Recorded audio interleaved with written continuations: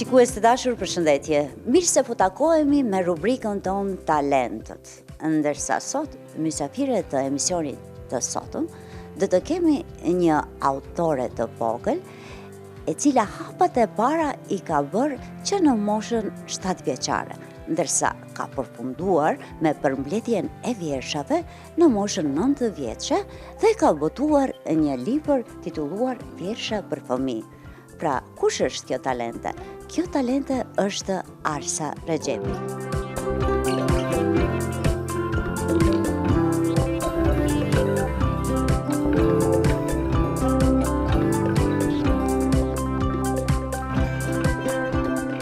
Jam miq se mi e talentet të mi e shikues të dashur. Sa hyra këtu e pash Arsën ishte në bibliotekën e shkollës dhe më tregoi pak më parë se kishte lexuar disa libra. Mirë po, para se të filloj ta pyes se çfarë libra ajo na lexon dhe çfarë libri ka botuar dhe ka ndërmend të botoj, unë do t'i them Arsës një mirë se erdhe në emisionin ton Talentët. Arsa, do na prezantosh cila klasi je, nga cila shkollë? Po, unë jam Arsa Rexhep, nxënëse e klasës së 6 të shkollës fillore Hasan Prishtina, ku bisedën po e zhvillojmë jemi në bibliotekën e shkollës tonë. Në bibliotekën ti e viziton shpesh këtë bibliotekë? Ndonjëherë, po shpesh herë jemi të angazhuar që me mësimet. Me mësime do me thonë në lektyra shkollore që e keni? Është shumë na lejojnë të hymë këtu. Mirë, po normal me orare ato lejohen, do me thonë duhet të ketë orare, për atë nuk keni edhe është shumë normal se çdo bibliotekë nuk mundet në çdo kohë të pasi që ka edhe nxënës tjerë, por kur ka kohë të lirë, Arsa vije këtu, merr libra, do njëherë lexon këtu, do me thënë ka pjesë kënd të leximit të bibliotekës suaj, po ashtu unë kam dëgjuar se Arsa lexon edhe në shtëpi shumë, por atë ka edhe prirje për të shkruar, apo jo? Mirë Arsa, tani si që të paralajmërova, do me thënë, ke filluar në moshën 7 vjeçare. Po, ku vjeçja ime e parë ka qenë mësuesja. Mësuesja, ke kushtuar mësueses? Mirë, do me thënë, në moshën 7 vjeçare, ndërsa ke përfunduar që të rumbullaksosh këtë libër në moshën 9 vjeçare. Kam rumbullaksuar dhe ka qenë dita ku e kam mbushur një dekadë jetë. Një dekadë jetë, të lumë. Mirë zemër, tash mësuese, kisha pasur dëshirë ta lexosh do me thënë vjeshën e parë kushtuar mësueses? Hajde ta shohim, do të na gjesh.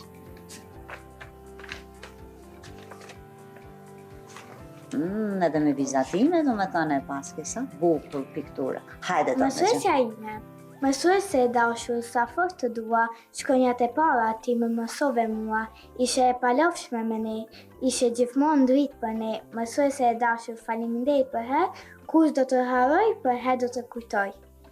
Të lumt, po sa vjeshe bukur e lëmuar për një 7 vjeç ke qenë atëherë. Po. Hajde, unë të shoh dhe unë kam dëshirë të lexoj diçka.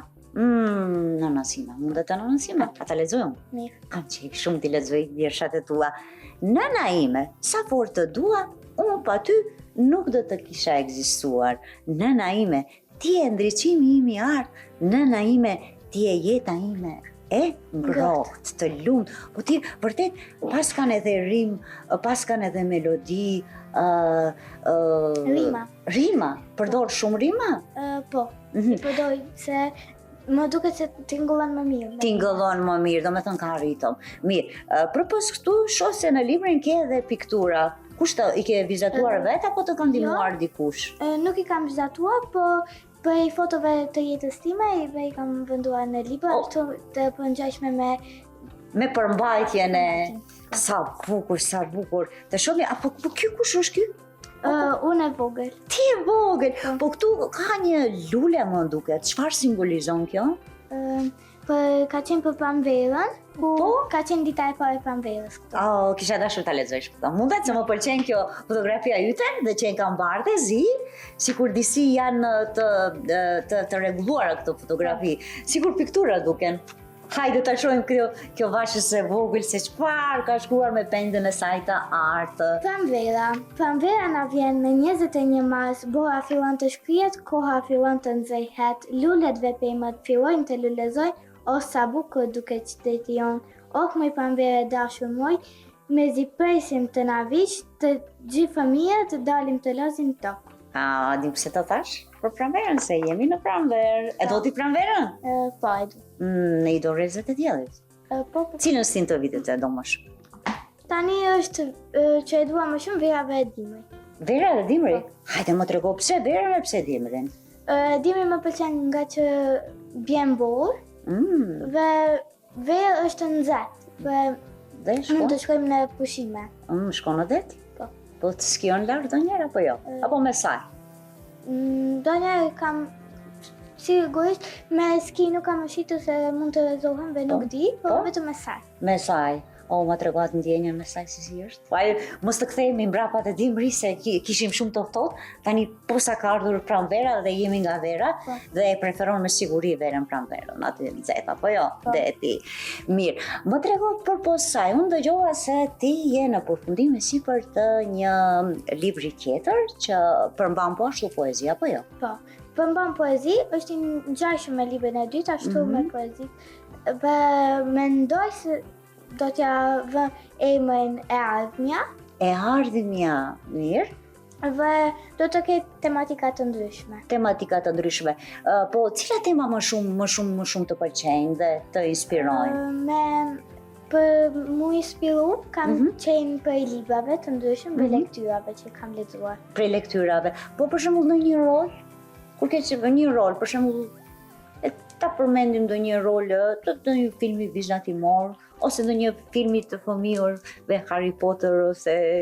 Më shumë kam lexuar libra dhe kam qenë pak që nuk e kam shikuar shumë televizorin, se kam menduar që mund të jetë humbje kohë dhe shkatrimi syve.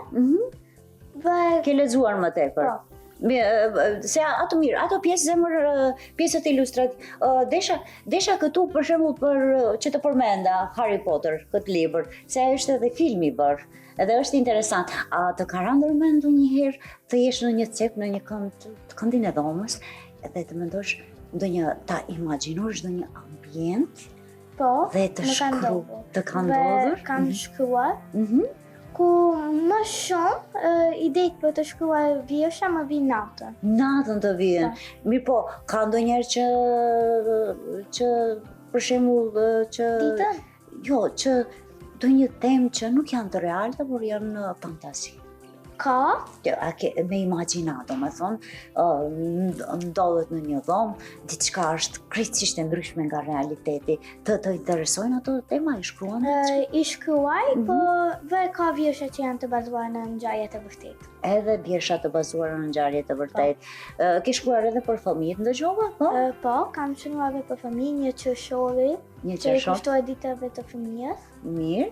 Të lumt, këtë do të jetë te përmbledhja e dytë, apo jo? Po.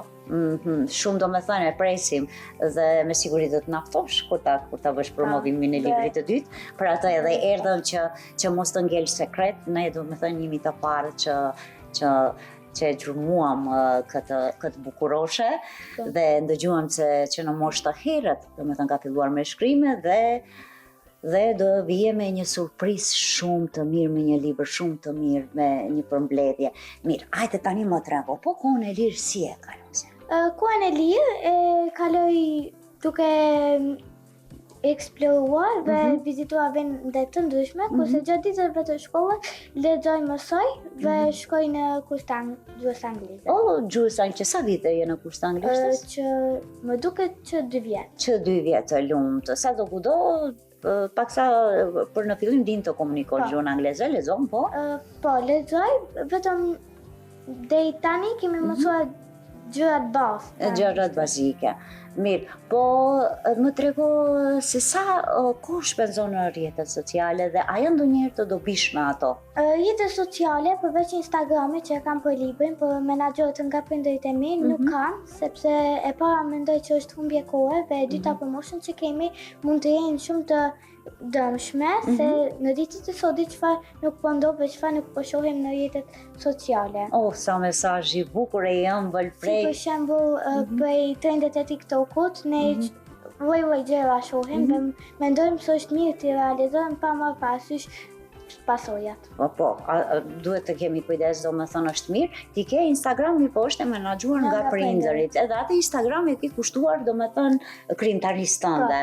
Mirë, po kanë ushqim të shëndetshëm?